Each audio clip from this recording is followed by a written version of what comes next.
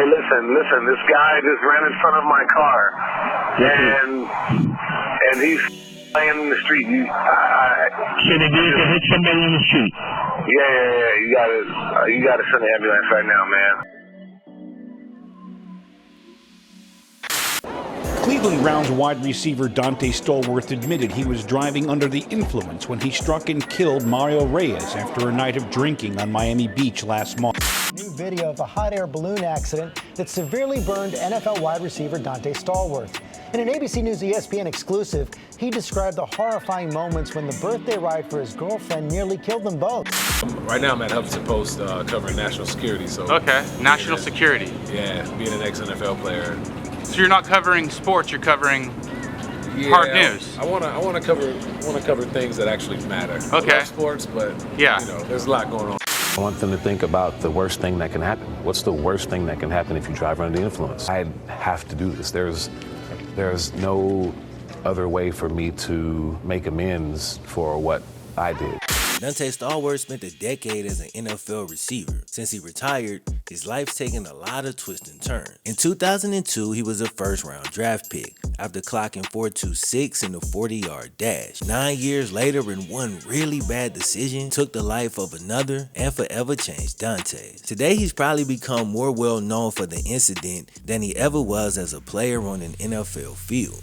In 2009, he was arrested for a DUI manslaughter, an event that will forever put a stain on his resume. Years after the DUI, he was in a different type of crash when his hot air balloon ran into a set of power lines. His next move was one that almost nobody saw coming, as he's currently working in national security. Dude's led a crazy journey where each chapter is so different. It's really unlike anything most of our eyes have ever seen. But due to split-second judgments that are somewhat understandable, nobody's ever really taken the time to zoom in. So today I make the attempt to piece this whole story together and to give a fair assessment of his football life as a whole. From high school to college to the DUI manslaughter to the hot air balloon crash to today. Cue the Wayne.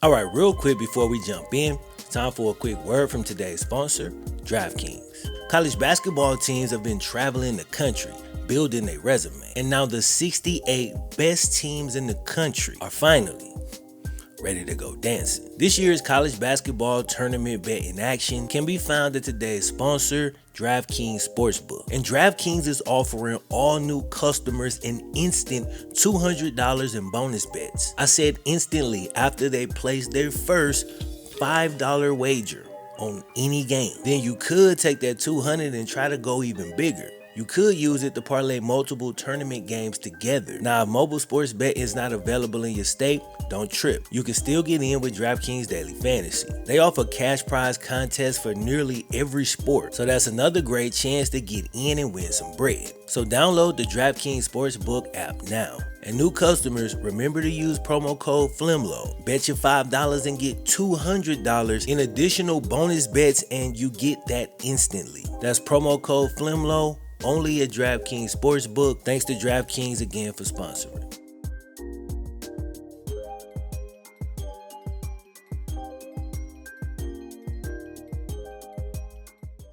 Dante Stallworth grew up in Sacramento, California. He was raised and developed during the 1980s. Now for the times, Dante was kind of an odd kid. He loved three things: history, science, and football.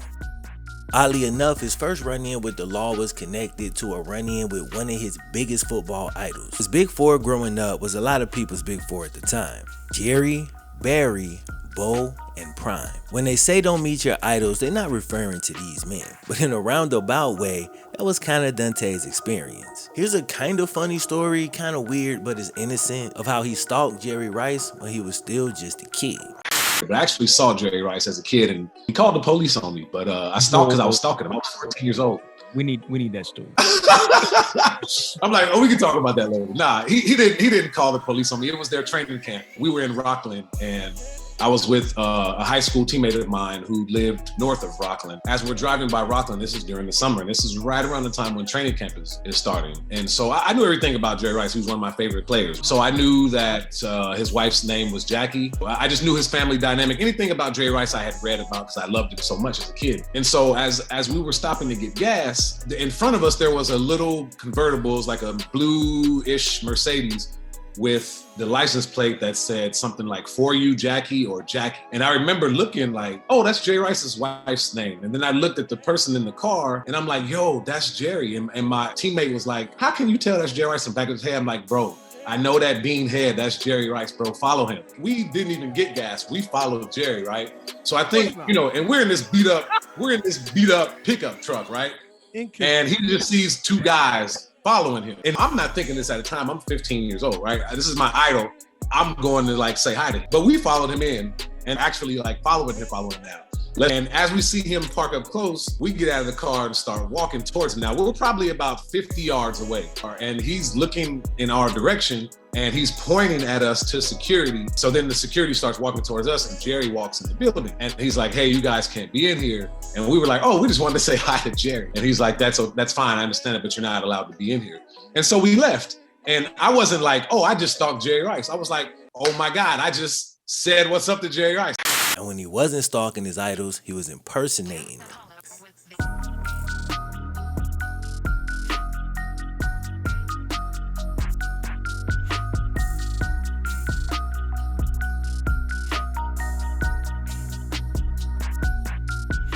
On the field, he was a star from the very beginning. His speed and agility just leap off this old game film. He managed to stand out on a team that featured several NFL guys, so he wasn't necessarily a big fish in a small pond.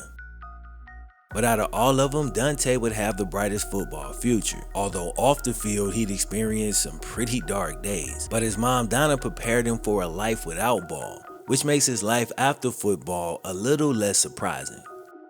Dude spent his high school summers reading all types of different books. First it was a chore, but over time it became a hobby. He accepted a football scholarship to the University of Tennessee, where he majored in psychology, and he took his schooling serious. He was a good teammate who was happy to give his boys a ride in his car, but actually getting inside the car, that would always be a challenge. His car was filled with random books taking all the passenger space. He read about history and politics and some sports books as well. Now, despite his bookworm nature, dude was in college to play a sport. So he did, and he did it at a very high level. His speed and agility stood out, but he became more known amongst his college teammates for what every receiver deep down really wants to be known for, his hands. To the point where hands became his actual nickname. He was known for hauling in any type of pass that came his way. Despite that, he never really seemed to put it all together and had that type of production that he should have been capable of. In his junior season, dude caught a touchdown on his first offensive snap.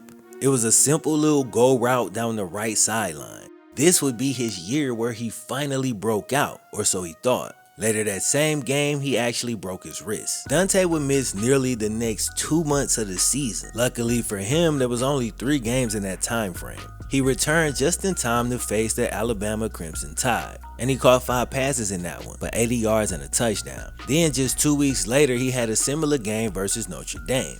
And after that game, he really got himself into a zone. It's hard to find draft profiles from 20 years ago, but I bet this one stretch had a lot to do with how high he was drafted. In November 2001, he showed his top-end potential. The NFL scouts took immediate notice. Alright, so this was Dante's November. We're going to look at it game by game. In game 1, he had 3 catches for 84 yards and a touchdown. In game 2, he had 7 receptions for 142 yards and 3 touchdowns. In game 3, he had 8 receptions for 169 yards and 3 touchdowns. Then in game 4, he had 4 receptions for 128 yards and 1 touchdown. It reminds me of a stretch that one of this year's draft prospects had this past season. He happened to play for the same college team, I'm talking about a kid named Jalen Hyatt. So Dante had the crazy November, right? Well, Jalen had a crazy October. So I figured it'd be fun to put them next to each other, and they actually compare pretty well. Game 1 was 4 receptions for 63 yards and 2 touchdowns. Game 2 was 6 receptions for 207 yards and 5 touchdowns. I'm gonna go and say that one again. 207 and 5 touchdowns. Game 3, he had 7 receptions for 174 and 2 touchdowns. And in game 4, he had 5 receptions for 138 and 2 touchdowns. So in 1 month's time, they each came out with 22 receptions apiece. And Jalen's got a small edge in both yards and touchdowns, but it's crazy how close it really is. Now Dante's 40 time would be a little bit faster, but that's hands time versus the laser. And they're both 6 feet tall, but Dante's 20 pounds bigger.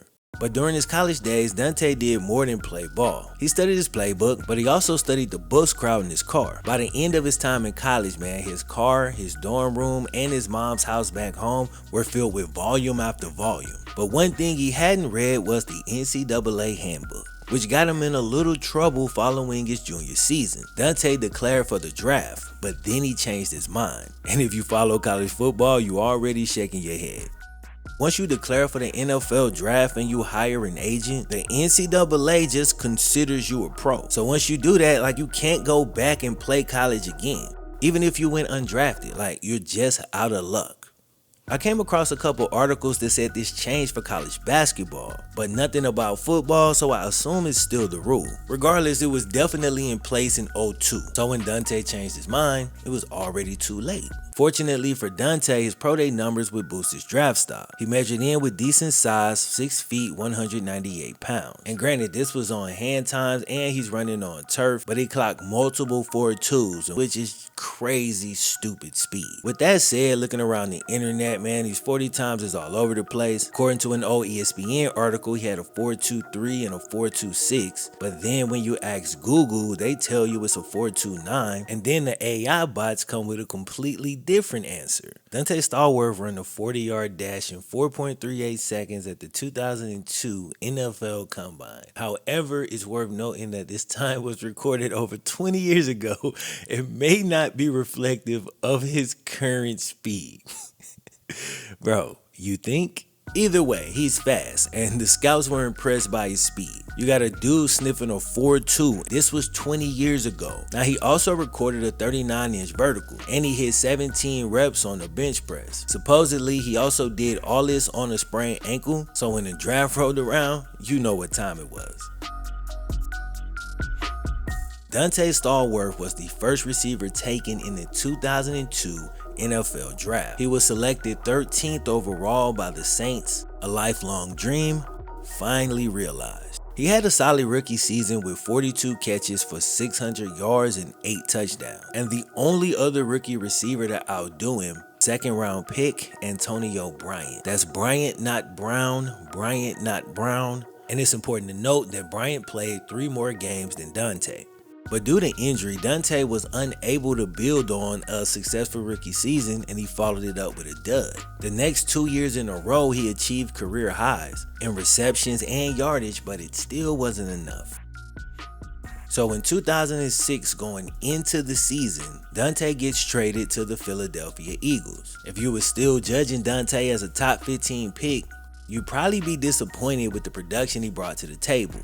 But considering the Eagles traded a 4th round pick to get him, they should have been more than happy with wide receiver 2 numbers. Throughout his career, this was the role he seemed best suited to play, meaning the Eagles should have traded for him 2 years earlier, when they had Terrell Owens, a dominant number 1. Pairing Dante with him could have struck a perfect balance. But asking Donte Stallworth to replace Terrell Owens, that wasn't going to get you the results that you wanted. His notoriously bad hamstrings were part of the reason. But also, some players are just better as a 2. So in my head, I kind of like to put receivers into tiers. And for Dante, here's my little amateur evaluation. He was a mid-tier number 2, a Z receiver who could stretch the field, a valuable skill set, and a really good player. But to get the most out of him, he needs to be in the right role. And that was only 1 year of his career where he was casted correctly. But if it's one thing I know about a mid-tier 2, is that they make for an absolute elite number 3. What would happen if you put him with Randy Moss and Wes Welker? Well, your favorite curmudgeon coach would soon ask the same question. In 2007, Donte Stallworth became a free agent, and that question I just asked, we'd soon have an answer. Now, when you're a free agent, this is the worst time to get a mark against your name, and that's exactly what happened to Donte. He found himself in a substance abuse program after the 2006 season, which I'm sure cost him some guaranteed money in his contract. You don't get many details, but it's heavily implied that this wasn't the big deal that it may actually seem like. He wasn't even suspended, but instead given a warning. I'm thinking it was marijuana, and if it was marijuana, we know today that that's far from the worst thing you can partake in. He never had this issue again throughout the rest of his career, but if I'm trying to be objective, there's no way to leave that out. 2 years before the event that changed the course of Dante's life, he was in the best football situation he'd ever found himself in. He was on a stacked team that was Super Bowl bound, and the mid-tier number 2 was now an S-tier number 3. So what did happen when he teamed up with Randy and Wes Welker? The same exact production he put up in every other season. Which is kind of funny, but it's also exactly the point. 700 yards is mid-tier receiver 2 numbers. But that same 700 is S tier when it's gained by your wide receiver 3. Moss went for 1,500, Wes Welker went for 1,200, and Stallworth finished third with his normal 700 yards. It's not super glamorous to be the third guy in all of this, but he was a big part of a receiving core that went for 3,400 yards. And of course he makes the Super Bowl, but this helmet had hands, and it ruined what would have been the highest moment of Dante's career. He'd signed a 6-year, $30 million deal with the Patriots, so naturally, after 1 year, your boy got released. But he landed on his feet, financially at least, though he went from the best team in the league, besides the Giants I guess, to the worst team in the league, but at least he got paid, right? He signed a 7-year deal for $35 million, but I can tell you right now, he didn't see much of that contract. Bro, his season with the Browns was the worst of his career. And you might want to blame injuries, but I'm accounting for that too. There was 3 times in his career where he only played 11 games. But this was the only time he had numbers this bad. It was the lowest point of his career. Like, not only were they losing, but he wasn't producing and faced the possibility of being released from his contract. And just when it seemed like things couldn't get worse, the thing that made you click this video was set into motion. Okay, March 13th, 2009, Miami, Florida. That's the setting, here's the story. Dante's up before the sun, getting his work in before the day starts. Slowly, he'd ramped up the intensity in these workouts as he prepared for OTAs, which started in another week. He gets home tired from the workout and decides to take a nap. Man sleeps the whole day until his alarm wakes him up. So he realizes it's time for him to meet a friend for dinner, but he decides to stay in. He calls the friend and cancels. He drifts back off to sleep and is awakened hours later. It's another friend on the phone. This one's celebrating a birthday. In Miami, the club scene don't even start till after midnight, so it wasn't crazy for this call to come at 2 a.m. in the morning. Dante gets up, probably feeling pretty rested at this point. He gets dressed, hops in the car, and he heads to the party. Some articles say he met up with teammate Braylon Edwards, and I don't really think it's relevant, but just some extra detail. Now he gets there sometime after 3 a.m. in the morning, a whole hour past the time where nothing good happens. The party was in a nightclub located inside of a hotel. It was at Club Live in Miami, a pretty popular spot. Now Dante has up to 4 shots of premium tequila, and he also bought a bottle for the people in his section. Now the club staff says they remember Dante being there that night. They said he conducted himself in his usual low-key and friendly manner. He only stays for about an hour at the party itself, but after that he just moves into one of the hotel rooms. In hindsight, I bet he wished he just got in a room himself, just slept there and ordered room service when it opened in a few hours. But the room that he went to belonged to a few acquaintances, and just given the context, I'm assuming this was a female. After an hour spent in the room, Dante heads back to his house. The security guard who saw him leave later said he appeared coherent. Now you're probably assuming that this is where things go wrong, and that'll be a good guess, but you wouldn't be correct. He drives home, makes it safely, and goes straight to sleep. And if this happened in present times, he would have been home free. He gets some half-assed sleep and toss and turn for a couple hours, and then he wakes up bright and early at 7 a.m. in the morning. Now, after a night of drinking, what you want to do when you wake up? I guess people are different, but you generally want to put food in your system. Now, if this was modern times, he would have hopped on his phone, ordered up some DoorDash, and fell asleep watching Netflix. But with no DoorDash, you had to go get food. And this is where the real tragedy actually takes place. Now he's back in his car cruising, he feels fine. It's the next day, the sun's out, he thinks he's good to go. But as he comes around the steep curve in MacArthur Causeway in Miami, he sees Mario Reyes trying to run across the road. Mario Reyes was a 59-year-old man. He was a crane operator who worked the night shift. 7 a.m. in the morning, he was just getting off. He was trying to get to the bus stop, but he had to cross the street. In a pretty dangerous spot, but he probably did this every day. The speed limit there is not too fast, it's only 40 miles per hour. But where he crossed is not a place where pedestrians are supposed to be. Dante came around the corner going 50 miles per hour, and that might have made the difference. So he sees Mario looking like he's going to dash across the street. Dante flashes his lights as Mario kinda hesitates. And this one little detail kinda helped form my opinion, because if you flash your lights, he might take that as, hey, he's letting me go.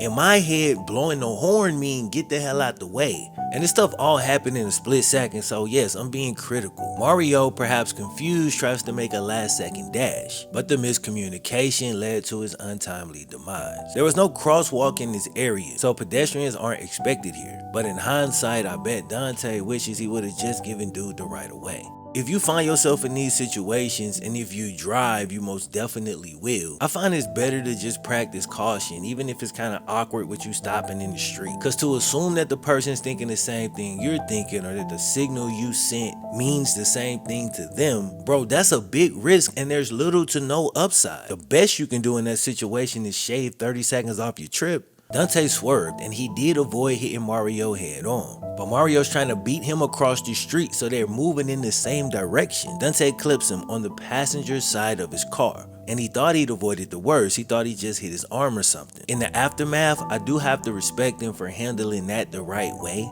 as he immediately stopped, pulled over, and dialed 911 on his phone as he made his way towards Mario, who was now lying in the road. So I'm knowing alcohol is said to slow down reaction time, so I looked it up to see exactly how much it slows it down. It's said to decrease reaction time by 120 milliseconds, and that's for people who are impaired right above the legal limit.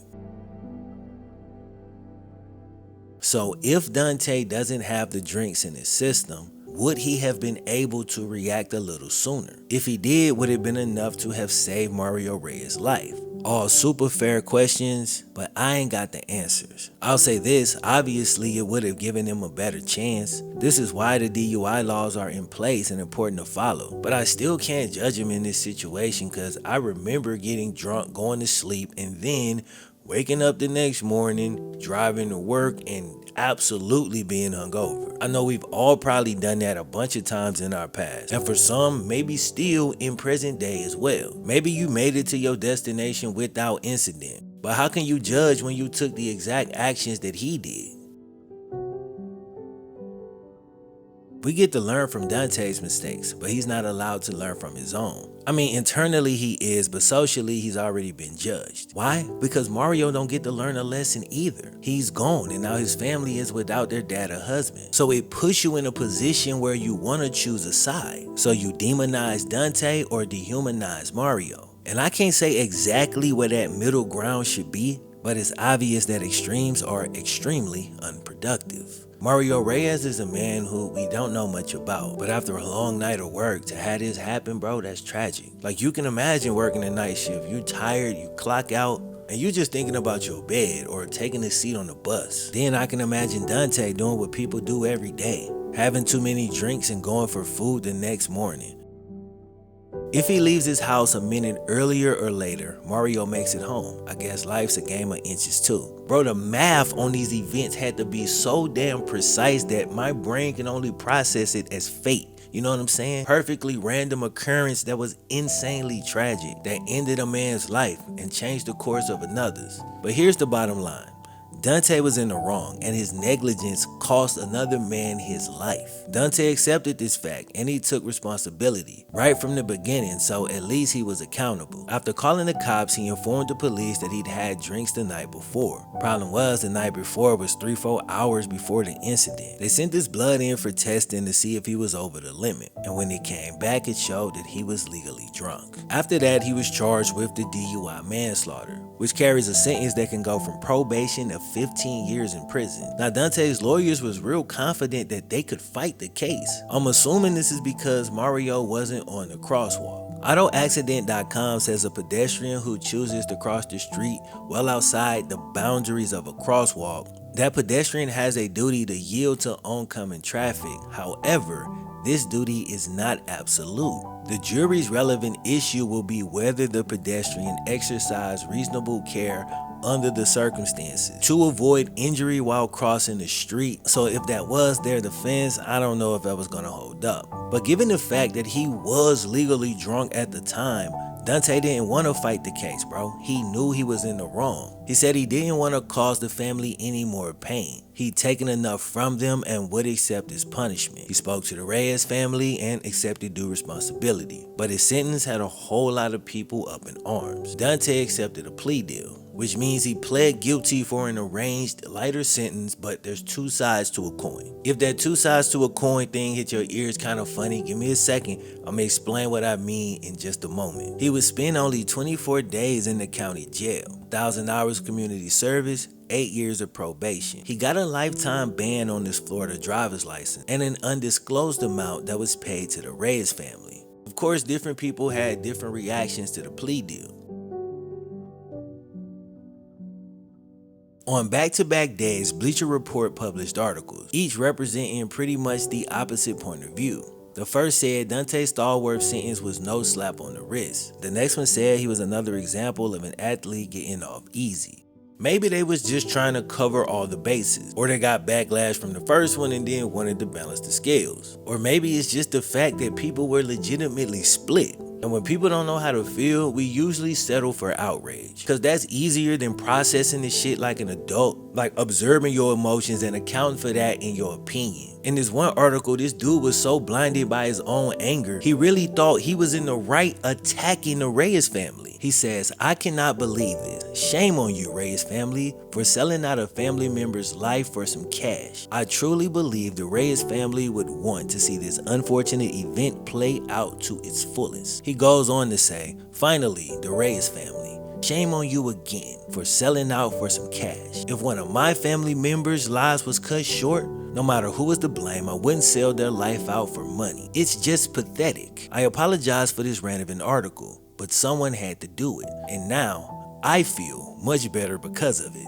Bro, if the Reyes family felt that money is what they needed most, how the hell you gonna tell them how to handle their loved one? I don't know their situation, but Mario was leaving work. Think of the family. Maybe there's no one there to replace that income. Maybe to best sustain their future, they needed money more than they needed revenge. Like, he really called them pathetic, bro. That really pissed me off. Not to mention, it just seemed like dude was disappointed because he wanted to see a show. Shouldn't it be the family's decision? Ain't they dealing with enough already? I don't know if Mario felt this way, but there are people who'd rather their family be financially straight as opposed to the other person getting max punishment. It's dudes that'll accept 20 years in prison if you can promise them their family is gonna be taken care of. And in a country where a lot of people struggle for basic needs, justice, in my opinion, includes giving them options. You wanna choose to do something to make your family's life better, or choose to do something to make the other guy's life worse. They chose, and who are we to try to judge them for that? Maybe it's me, but that article really rubbed me the wrong way. Dante was suspended from the league for a year without pay, and this effectively ended his NFL career. He returned in 2010, but only caught 2 passes. Then the next year, he had, I guess, a resurgence down in Washington. Then in 2012, he went back to New England, but for only 1 game before eventually being released. Normally, this would be the part where I wrap up the video, but somehow, we got another couple situations to cover. March of 2013. He has another incident, not in a car, but in a hot air balloon. He takes a female friend out on basically a date,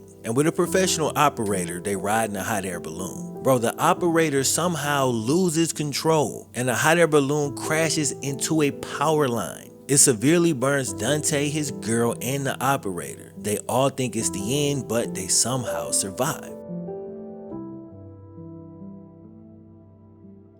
They suffer severe burns all over their bodies. Maybe it was karma, maybe it was bad luck. But either way, after this, bro, I'm staying my ass at home. He actually re-signs with Washington again after that, but he was signed and released before the season even started. He retired having a weird but eventful career. He was a top 15 pick who did have moments of greatness, but in 10 seasons in the league, he played for 6 different teams. One of those teams happened to be one of the best in NFL history, but he retired without recording a single 1,000-yard season. He came close in 2005, but he just missed the cut. And like I said, he became more well known for the wreck than he was on the field, but the story doesn't stop there. All the interest he'd fed from reading through all those books, he did put it to good use when his NFL career was over. In 2014, he did a 6-month fellowship at the Huffington Post, a job he really loved covering national security politics. Only 2 years later, he was hired at Valence Global, a consulting firm that specializes in counterterrorism, countering violent extremism, and other global issues.